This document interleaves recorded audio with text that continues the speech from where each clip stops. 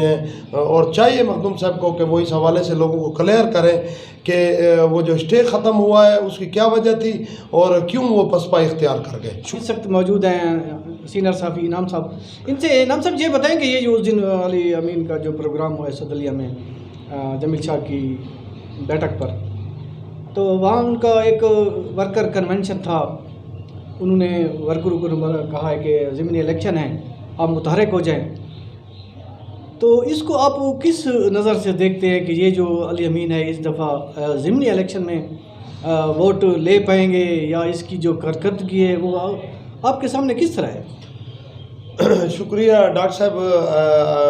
اصل میں یہ جو پروگرام ہوا ہے 2 روز پہلے صدلیہ میں ورکر کنونشن کا، پی ٹی آئی کا ورکر کنونشن تھا. اور آپ کو تھوڑا سا یہ وہ کروں جو انہوں نے ہمیں معلومات دی ہیں پی ٹی آئی کے لوگوں نے، کہ یہ 4 یونین کونسلوں کا ایک ورکر کنونشن تھا. پھر انہوں نے ایک ورکر کنونشن کرنا تھا دیگر 4 یونین کونسلوں کا پہاڑپور سٹی میں،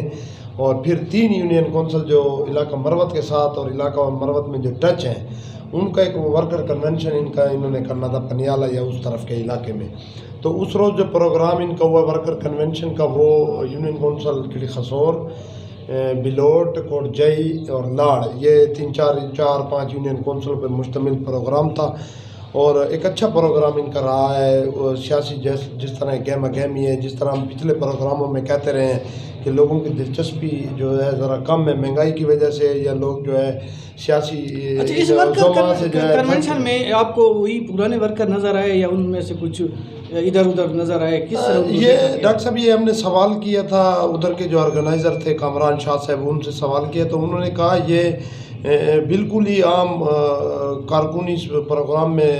شامل نہیں ہے. اس میں انہوں نے جو سنجیدہ جس طرح ورکر ہوتے ہیں جو الیکشن کے موقع پہ ورک کرتے ہیں یا الیکشن ڈے کے موقع پہ ورک کرتے ہیں،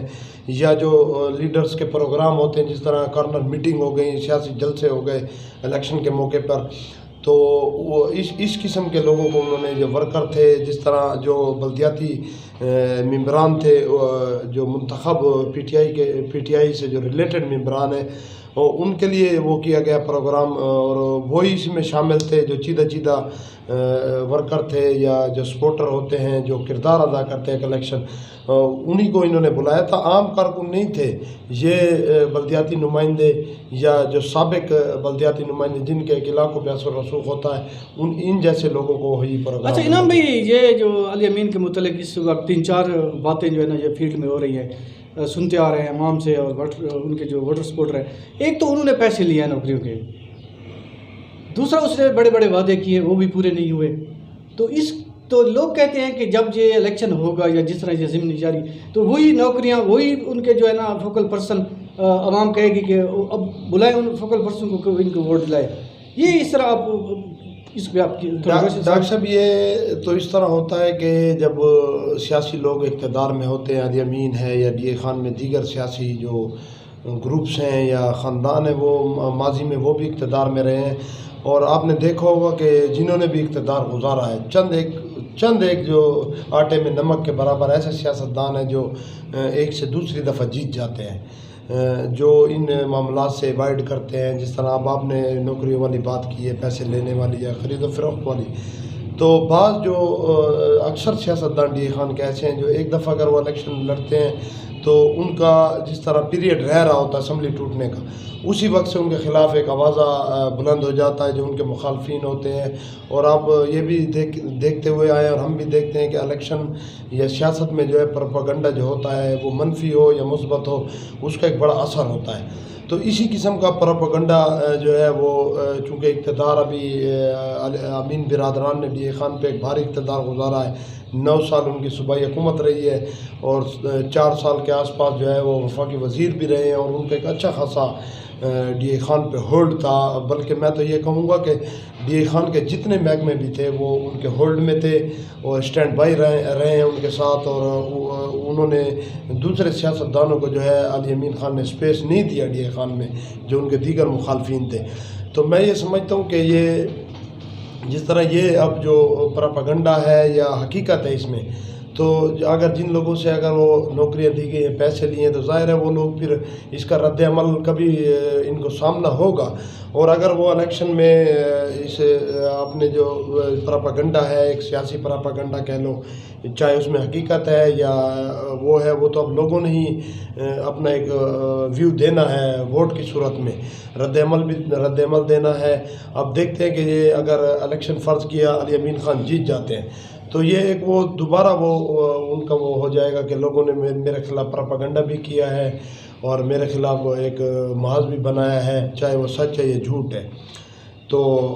یہ اسی وقت ہی ایک جو وقت ہے 16 مارچ کا اگر الیکشن ہوا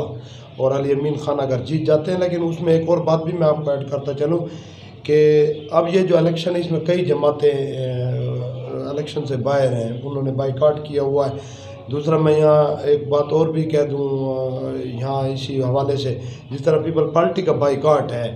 تو احمد کریم خان کنڈی وہ آزاد حیثیت سے الیکشن کنٹیسٹ کر رہے ہیں، حالانکہ عجیب قسم کی سیاست ڈی اے خان میں ہو رہی ہے. چاہیے یہ تھا کہ اب نظریہ تو ان کا پیپل پارٹی کا ہے، اب اگلا الیکشن بھی وہ پیپل پارٹی کا الیکشن میں لڑیں گے، اور یہاں آزاد حیثیت سے احمد کنڈی لڑ رہے ہیں تو ہماری سمجھ سے باہر ہے. پھر P T I people party کا جو ان کا جماعتی یا پارٹی نظریہ ہے وہ کہاں چلا گیا؟ نہیں، وہ تو اس لیے احمد کنڈی لڑ رہے ہیں کیونکہ اس کو پتہ ہے کہ میں یہ میدان خالی نہیں چھوڑ سکتا،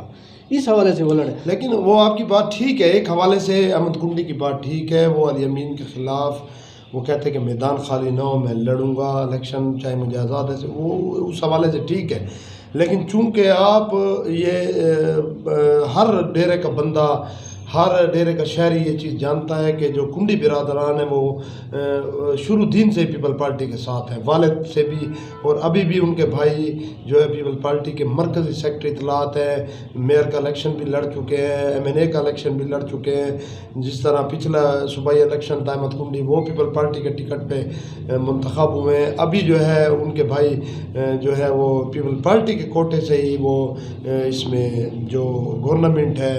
وفاقی اس میں حصے دار ہیں، کابینہ کا حصہ ہیں، وزیر مملکت ہے. تو میں یہ سمجھتا ہوں کہ پھر پارٹی نے جب ایک بین لگایا ہے تو ان کے کینڈیڈیٹ کو آزاد حیثیت سے بھی نہیں لڑنا چاہیے. پھر یہ اگلا الیکشن بھی پھر وہ آزاد حیثیت سے لڑے، پھر اگلا الیکشن تو وہ پھر پارٹی کے حیثیت، یا تو پھر پارٹی نے ان کو اجازت دی ہے. اب دیکھو نا، ایک پارٹی بائیکاٹ کر رہی ہے، حکومت میں بیٹھی ہے، وہ لوگوں کو ایک تاثر دے رہے ہیں کہ ہم نے بائیکاٹ کیا ہوا ہے، اور وہ یہ دونوں بھائی پارٹی کے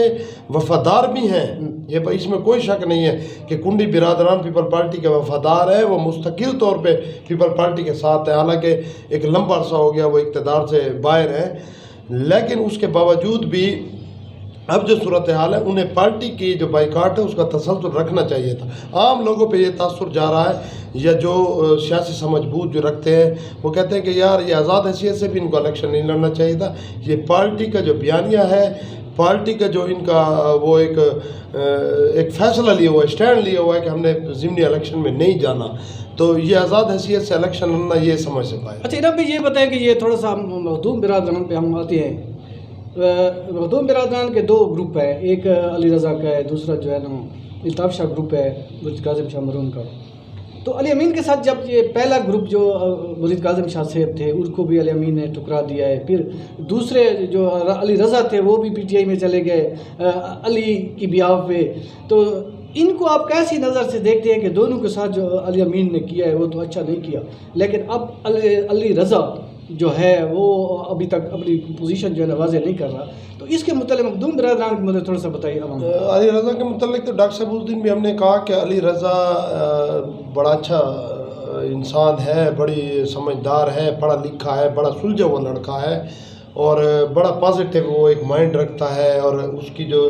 سیاسی جس طرح ہم نے اس کے ساتھ کئی نشستیں کی ہیں، عام روٹین میں غیر رسمی گفتگو بھی ان سے ہوتی رہتی ہے، تو وہ ایک اچھا ذہن کا بندہ، پڑھا لکھا بندہ ہے، اور اس کی جو سوچ ہے وہ ایک وسیع النظر اور وسیع القلب سوچ رکھتے ہیں سیاست میں. میں تو یہ یہاں کہوں گا کہ اللہ انہیں ایک دفعہ موقع دے تاکہ جو ان کی اب باتیں ہیں دیکھتے ہیں کہ وہ منتخب ہو کہ وہ لوگوں پہ کس طرح ان کا تاثر جاتا ہے. جہاں تک ان کی یہ اس حوالے سے بات ہے، میں نے جس طرح اس دن کہا کہ ان کے جو پی ٹی آئی کو ٹھکرانے یا پی ٹی آئی کے ایک سائڈ پہ دیوار لگا، نے کی جو بات ہے علی رضا کی، وہ یہی میں تو یہ میری ذاتی رائے یہ ہے کہ انہوں نے جب شمولیت کی تھی تو انہیں ایک جس طرح میں نے پہلے پروگرام میں کہا تھا، وہ اگر ایک اوپن پروگرام ایک تحصیل ہیڈ کوارٹر میں یا اپنے رہائش گاہ اپنے ہی لوگوں کو، اپنے جو حلقے کے لوگ ہوتے ہیں ان کے سامنے رکھتے، ایک چیزیں سامنے رکھی جاتی. ابھی لوگوں کو کوئی ویئر اباؤٹ پتہ نہیں ہے کہ علی امین اور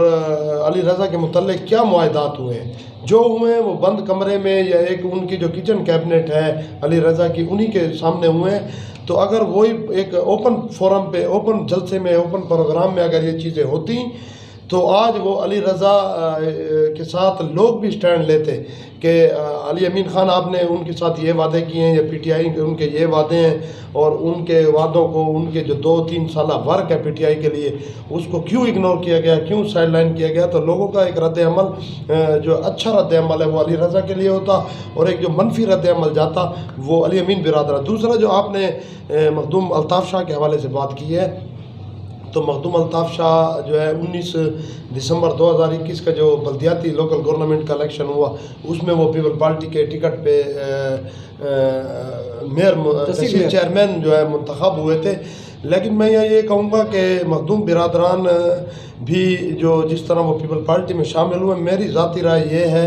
کہ انہیں فل اسٹینڈ لینا چاہیے پی ٹی آئی کے، پیپل پارٹی کے لیے،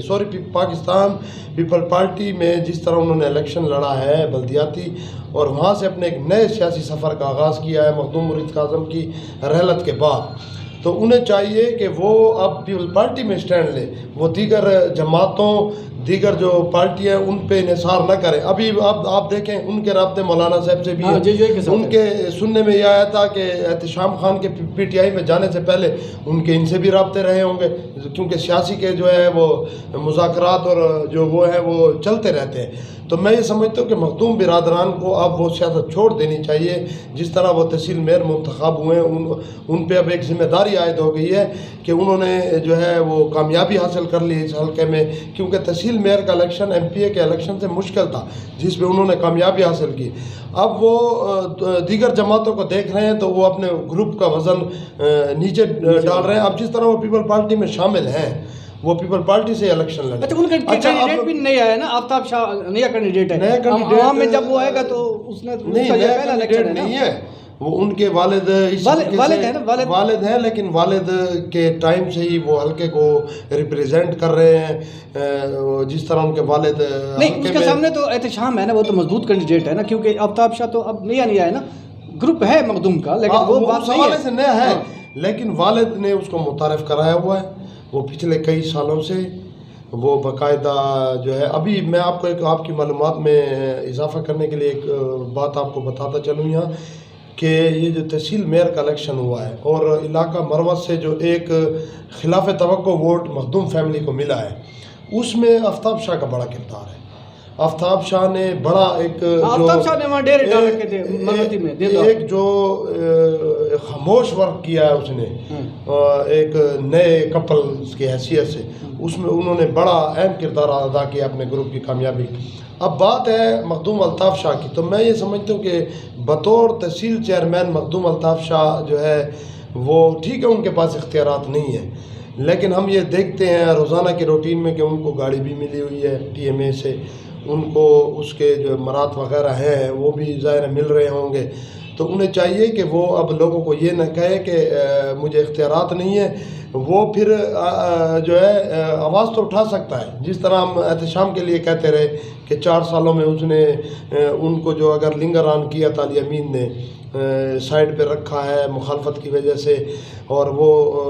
مختلف موقعوں پہ اظہار بھی کر چکے ہیں اس کا کہ مجھے علی امین کام نہیں کرنے دیتا. اب وہی صورتحال اس نے اختیار کی ہوئی ہے الطاف شاہ صاحب نے کہ میرے پاس اختیار نہیں. اختیار نہ ہو، ضروری نہیں ہے کہ آپ کے پاس جو ہے آپ کو فنڈ ملے گا وہ ملے گا. کم از کم آپ اپنے جو تحصیل کے مسائل ہیں یا تحصیل کے ساتھ جو زیادتیاں ہو رہی ہیں اس کے لیے تو آپ آواز اٹھا سکتے ہیں. اس حوالے سے بھی آپ خاموش نظر آتے ہیں. آپ کا نہ کوئی میڈیا ٹاک آتا ہے، نہ آپ کو کوئی بیانیہ آتا ہے. بلکہ میں یہ کہوں کہ پچھلے دنوں جس طرح ٹی ایم اے کے فنڈز اور تنخواہوں کے مسئلے تھے ملازمین کے، اس وقت بھی میئر صاحب خاموش نظر آئے ہیں. حالانکہ وہ ان کے پاس اچھا موقع تھا کہ وہ اپنے مخالف کو اس حوالے سے ٹھیک ٹھاک وہ زیر لا سکتے تھے، ان کے خلاف جو ہے وہ ٹھیک ٹھاک طریقے سے کمپین کر سکتے تھے اسی ایشو کو، لیکن ان کی خاموشی بھی بڑا ایک پیش خیمہ۔ دوسرا میں یہاں یہ بھی کہوں کہ آج یہاں بتاؤں، ایک چیز ڈسکس کروں، یہ بھی آج کل لوگوں کا جو سوال ہے وہ مخدوم صاحب کے لیے کھڑے ہیں کہ مخدوم صاحب نے ایک علی امین خان کے پیریڈ میں ایک 15 جو کلاس 4 کی تعیناتیاں ہوئی تھی